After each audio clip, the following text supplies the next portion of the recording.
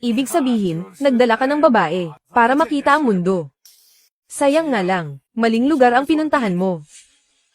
Ang babae mo ay medyo maganda rin. Ilayo mo ang marurumi mong kamay.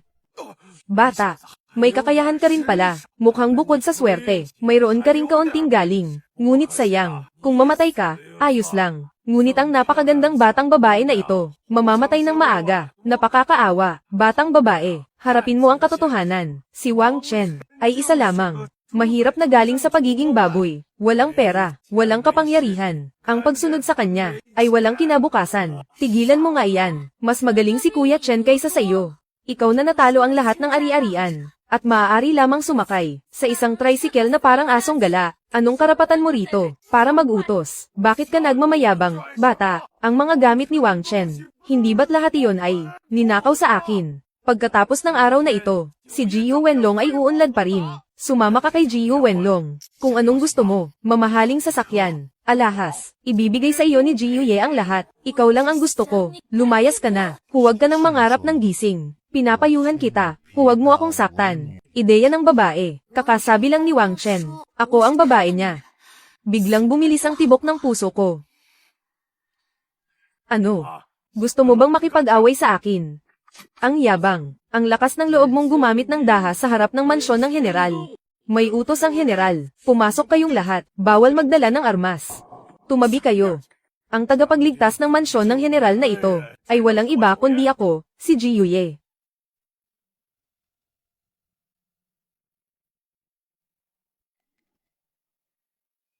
General.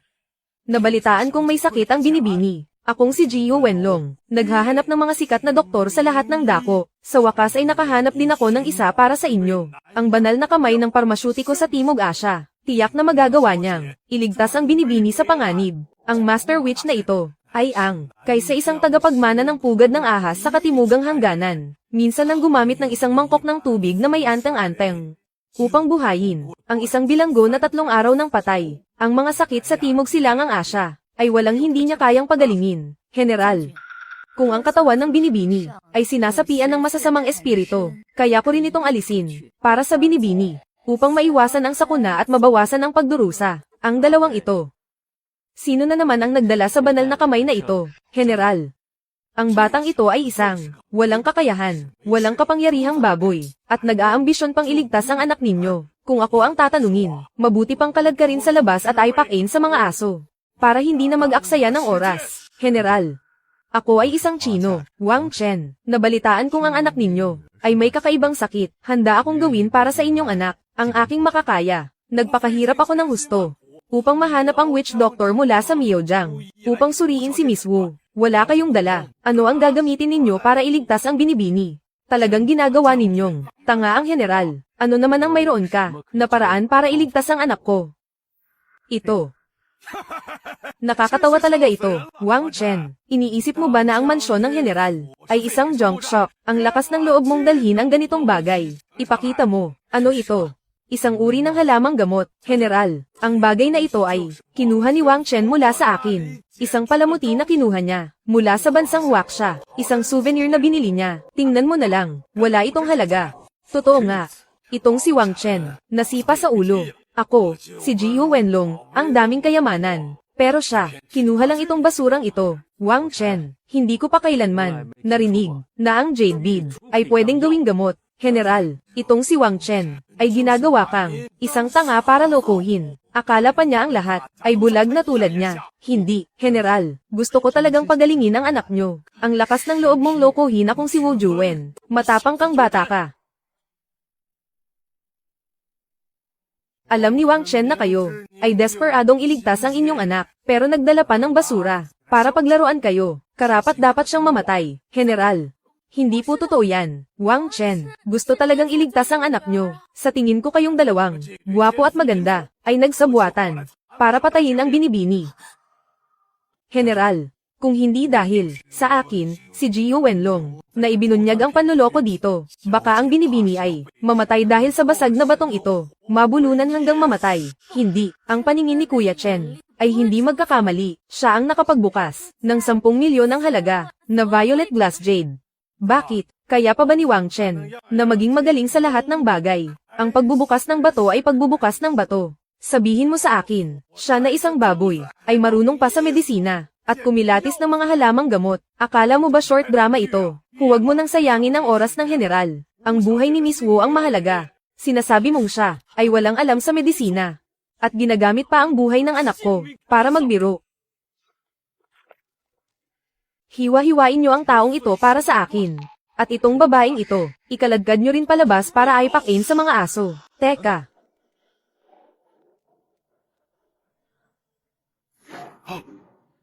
Huwag magmadali.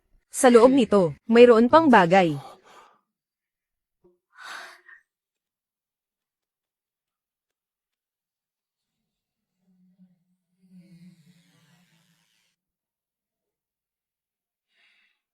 Ano ang nasa loob ng butil na ito, Wang Chen? Akala mo ba magic trick ito? Akala mo ba sa pagbabalat ng bawang, papatawarin ka na ng general? Bulag. Akala ko mayroon kang life-saving move. Malapit na ang kamatayan. Gusto pa, na magpapansin sa harap ng general. Gusto mong iwanang buo ang bangkay mo. Ano? Ang bagay na ito, posible kayang, ang butil na ito, iyon ay, kakatok tayo, isang laryo sa pintuan ng kapangyarihan. Tunay na kayamanan, nasa loob ng perlas, Master Wuma. Sabihin sa general, ang maitim na basurang ito. Ano ba talaga ito? Basura. Ito. Ang bagay na ito, buong buhay akong nanggagamot sa Nanjang. Hindi ko pa nakita, ang ganitong uri ng halamang gamot, kahit ang master ay hindi pa nakita. Kaya ang nasa loob ng basura ay basura pa rin. Wang Chen, sumuko ka na. Wala ka nang magagawa.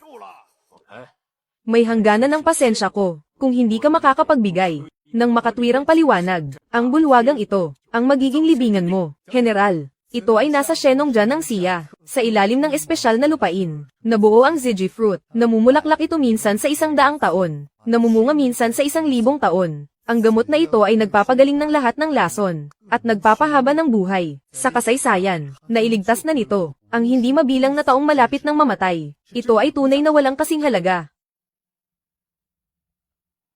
Kalokohan. 20 taon na ako sa Myanmar. Mga nakolekta ko, puno ng kayamanan ang ilang kwarto. Kung ito ay kayamanan, bakit hindi ko makita? Hihintayin pa ba kitang makahanap niyan, Wang Chen? Totoo nga. Kung totoo man, isang bihirang kayamanan na namumunga minsan sa 1,000 taon. Natatakot ako, na matagal na itong pinag-aagawan ng mga makapangyarihan. Itinuturing na pambansang kayamanan. Ang ganitong banal na bagay. Paano mapupunta sa walang pumapansin? At sa huli ay mapupunta sa mga kamay mo. General, palaging may kayamanan. Ngunit ang nakakakilala nito ay bihira. Ang maliwanag na perlas kung walang nakakakilala, ay parang bato lang na tinatapakan. Siguro. Ginoong Joe, maaari mo ba akong bigyan ng isang bagay? Hindi pwede. Sabi ng manghuhula, sa oras ng pangangailangan, may iligtas nito ang buhay ko. Hindi ko ibibigay sa iyo. Jiu Wenlong, ibigay mo na ngayon. Para mailigtas ang buhay mo. Kung ayaw mo, wala akong pakialam.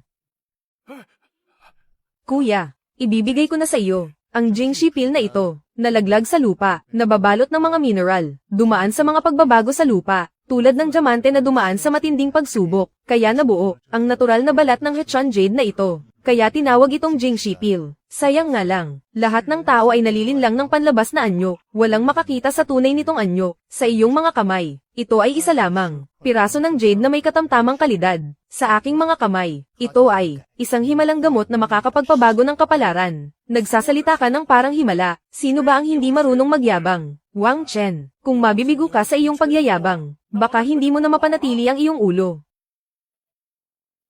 Kung totoo nga ang sinasabi mong himala, bibigyan kita ng pagkakataong ito. Halika rito. Paano magkakaroon ng bagay na hindi nakita ni Jiu Wenlong? Ang batang ito, imposibleng nakapagplano siya ng ganito kaingat. Hindi ko siya hahayaang maunang iligtas. Ang anak ng general. Hoy master, halika rito sandali.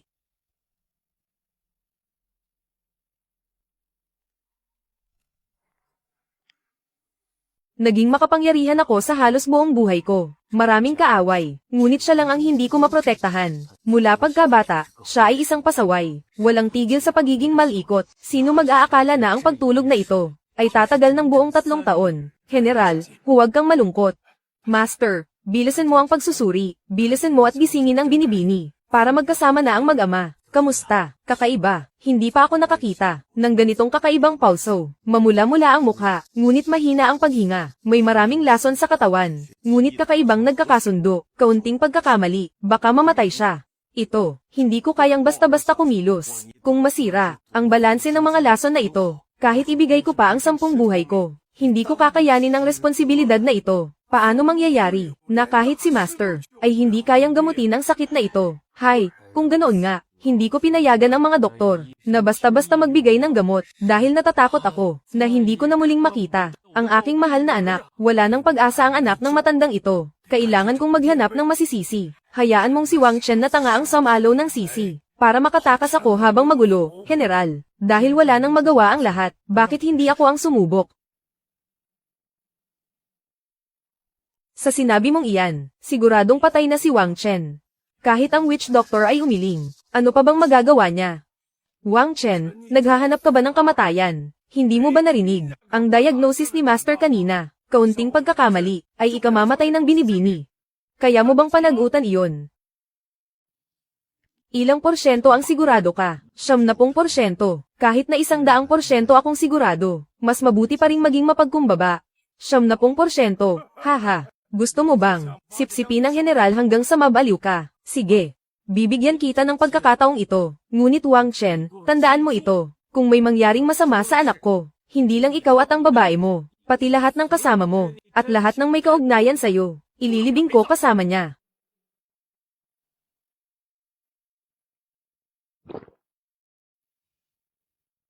Kaya nitong gamutin ang libo-libong lason, dapat walang problema. Anak ko.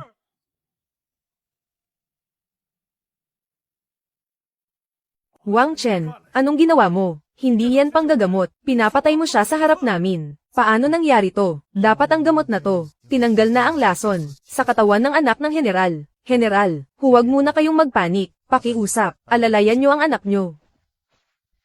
Wang Chen, Miss, kinain niya yung kainahinalang gamot mo, kaya siya samukha ng dugo, wala kang kwenta.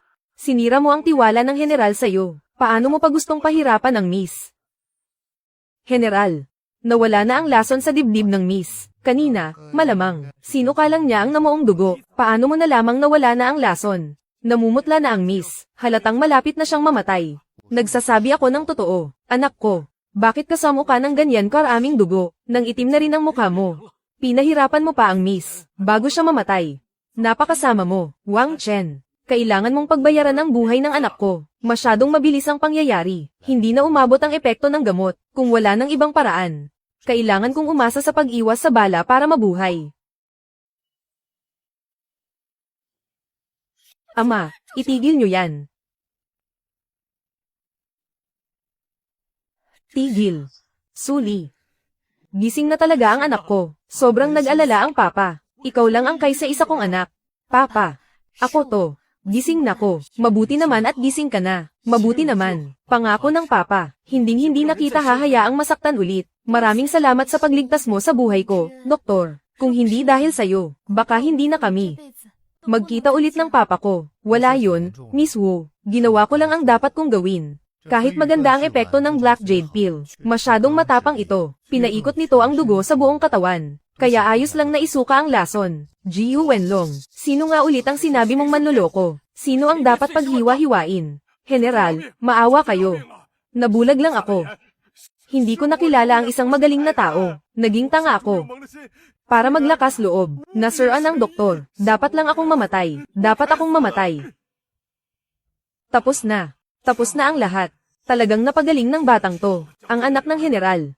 Ang itim na perlas na iyon ay isang himalang gamot pala. Ngayon, ginalaw nila ang pugad ng pukyutan. Kung magagalit ang general, ako, si Jiu Wenlong, ay mamamatay rito ngayon. Ginoong Wang, Dr. Wang, Lolo Wang, huwag niyo na po akong pansinin, isang hamak na tao. Ang mga sinabi ko kanina ay pawang kalokohan lamang. Ituring niyo na lang akong isang utot at palampasin niyo na. Bulag ako at walang alam. Hindi ako marunong kumilala ng gamit. Hindi ko sana sinabing basura iyon. Huwag niyo na po akong pansinin, isang hamak na tao. Patawarin niyo na ako. Lumayo ka sa akin. General, maawa po kayo sa akin. Ako ay naging hanggal. Hindi ko sana ininsulto ang magaling na doktor. General, maawa po kayo sa akin. General, maawa po kayo sa akin. Hayaan mo na, ama. Paalisin mo na siya. May sasabihin pa ako sa aking tagapagligtas. Narinig mo ba? Umalis ka na. Salamat, General at Binibini, sa pagligtas sa aking buhay. Kung hindi dahil sa inyong himalang kakayahan, tagapagligtas, ako, si Hao Suli, ay malamang na, magaling na doktor. Ako ay naging hanggal kanina. Muntik ko nang mapatay ang aking tagapagligtas. Utang ko sa iyo ang aking buhay. Ano ang nais mo, matapang na lalaki? 10,000 tael ng ginto, o isang opisyal na posisyon at lupain. Basta kaya ko, hindi ako tatanggi. Sabihin mo lang, magaling na doktor. Kahit ano pa ang gusto mo. Ako, si Wu Juwen, ngayon, ay ibibigay sa iyo ang karangalang ito. Masyado naman po kayong seryoso, Wu Juwen. Ako, si Wang Chen, ay isang hamak na mamamayan lamang. Ang ginto at posisyon ay parang lumulutang na ulap lamang sa akin. Umaasa lamang ako na ang general ay mapagbibigyan ako sa isang bagay. Sabihin mo, magaling na doktor, basta nasa loob ng aking nasasakupan. Huwag lang isa, kahit 10 o 100 pa, papayag ako. Umaasa ako na mapoprotektahan ni Wu Juwen ang isang kumpanya na nagngangalang Tianchen Group. Hayaan itong magnegosyo ng mapayapa sa lupain ng Myanmar, nang walang pang-aapi at panggugulo mula sa anumang puwersa. Akala ko kung anong mahirap na bagay. Protektahan lang pala ang isang kumpanya. Sige, pumapayag ako. Mula ngayon, sa aking teritoryo, ang Tianchen Group ay nasa ilalim ng aking proteksyon. Sino man ang manggahas na galawin ang Tianchen Group, ay parang sinampal na rin ako. Tagapagligtas, dahil pumayag na ang aking ama, dapat ko na ring tuparin ang aking pangako. Ang jade na ito, bagaman hindi isang pambihirang kayamanan, ay isang personal na gamit ko rin. Tanggapin mo ito, tagapagligtas. Kung sakaling magkaroon ka ng problema sa hinaharap, ipakita mo lang ito. At ako, si Suli, ay tiyak na tutulong sa iyo kahit sa panganib. Nang walang pag-aalinlangan, tinatanggap ko ang iyong kabutihan, Binibini. Ang jade ay mahalaga, hindi ko ito matatanggap, Wang Chen. Basta tuparin lang ng general ang kanyang pangako. Iyon na ang pinakamalaking proteksyon para sa akin. Tagapagligtas, talagang may mataas kang prinsipyo. Dahil ganoon nga, ang kabutihang ito, tatanawin kong malaking utang na loob. Kung may kailangan ka sa hinaharap, tagapagligtas, ako, si Wu Suli, ay handang mamatay para sayo. Maraming salamat, General. Maraming salamat, Binibini. Dahil ayos na ang lahat, ako'y magpapalam na rin. Mag-ingat ka, dakilang doktor. Sa hinaharap, kung may libreng oras ka, siguraduhin mong bumisita sa mansyon. Wang Chen, iniligtas mo ako. At iniligtas mo rin ang buong mansyon ng general. Kakaiba kang lalaki. Dahil iniligtas mo ako, bakit hindi ka nalang manatili sa mansyon ng general? Maging aking tagapagtanggol. Nandito ako, hindi ka gagalawin ni Joe Dafoe. At walang mangangahas na apihin ka dito sa Myanmar. Manatili ka na, pwede ba?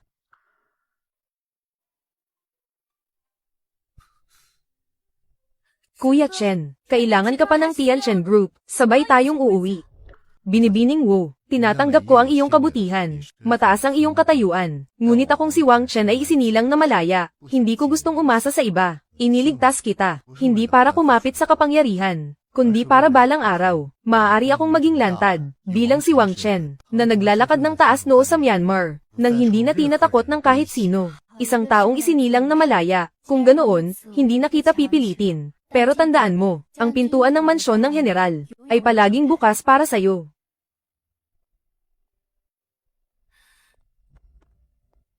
Kuya Chen.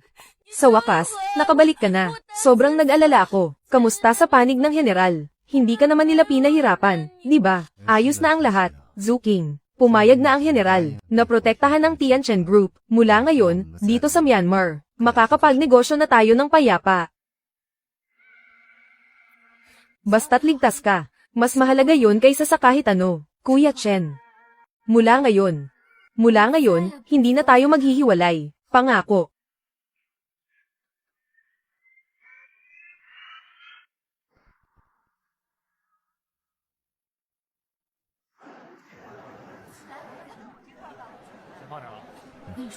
Kuya Chen, talaga bang makakahanap tayo dito ng kayamanan? Ang lugar na to, mukhang puro basurang walang may gusto, Zuking. May kasabihan sa industriya, kahit ang mga Diyos ay nahihirapang humusga ng jade, Ang mga magagandang bagay ay madalas nakatago sa pinakamarumi, at pinaka hindi kapansin-pansing sulok.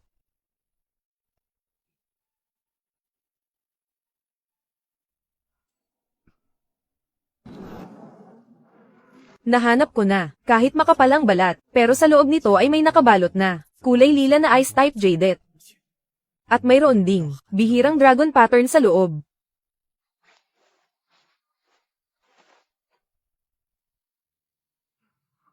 Bata. Sa pagtingin ng material, maganda ang mata mo yung hawak mo, ito ay floating flower seed mula sa lumang minahan. Tingnan mo, bukas na ang bintanang ito, napakaganda, iuwi mo at pakinisin. Siguradong kikita ka. Ito, Tiyo. Kaming dalawa ay baguhan lang. Hindi rin namin alam ang kalakaran. Bibilhin ko na lang ito. Gagawin kong pulse erase, para ibigay sa asawa ko. Bigyan mo ako ng tapat na presyo. Oo nga, oo nga. Ang ganda ng kulay nito para sa akin. Ang sweet naman ng mga kabataan ngayon. Ganito na lang, 300,000. Kunin mo na. 300,000. Akala ko mga 80 o 100,000 lang. Hayaan mo na, asawa ko, Tara na. Teka. Kaya nga. Anong klaseng basag na bato ang ibebenta ng 300,000? Dito, ang mga mamimili, ay napakarami. Huwag muna kayong umalis. 300,000 ang asking price ko. Pwede pa kayong tumawad. Kung ganoon, 150,000. Deal sa 150,000.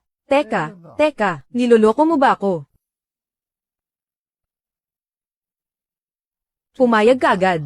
Masyadong mataas ang tawad ko, di ba? Hoy. Ang patakaran sa negosyo natin, kapag nagkasundo sa presyo, dapat bilhin. Gusto mo bang tumakas sa usapan? 150,000. Sige, bibilhin ko sa 150,000. Pero, dapat isama mo ito. Talagang baguhan ito. Isang piraso na puro cotton ang floating flower. Handa pang magbayad ng 150,000. Gusto pa ito. Basag na bato na 3 taon nang walang may gusto. Talagang tanga. Dahil sinabi mo na yan, kunin mo na. Ituring mo na lang na pabor ko sa'yo, Kuya Chen. Ang material na ito, wala namang espesyal dito. Ang loob ng floating flower ay puro cotton. At saka, maliit na bintana lang ang binuksan. Malamang na basura ang ilalim. Bakit mo, bibilhin ng 150,000? Ang talagang gusto kong bilhin, ay hindi ang floating flower na ito, kundi ito. Ito. Ang kapal ng balat, at ang hugis din.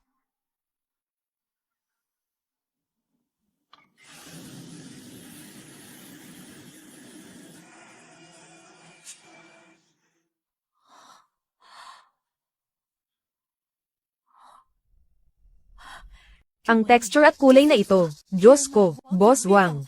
Ito ang maalamat na, Violet Dragon Vein. Kuya Chen, isa talaga itong kayamanan. Hindi lang basta kayamanan, ito ang pinakamataas na kalidad ng jade. Ang ganitong uri ng material, sa mga sinaunang libro lang nakikita. Sabi nila, nakakapagpakalma ito ng kaluluwa. Lalo na, ang inukit na Imperial Seal of the State, nangungunang materyales. Ito'y walang katumbas na kayamanan. Kung kailangan talagang lagyan ng presyo, kahit paano. Ipadala mo ito sa Jade Auction sa susunod na buwan. Gusto kong malaman ng buong Myanmar na ang unang item ng Tianchen Group ay itong kayamanang magpapayanig sa lahat.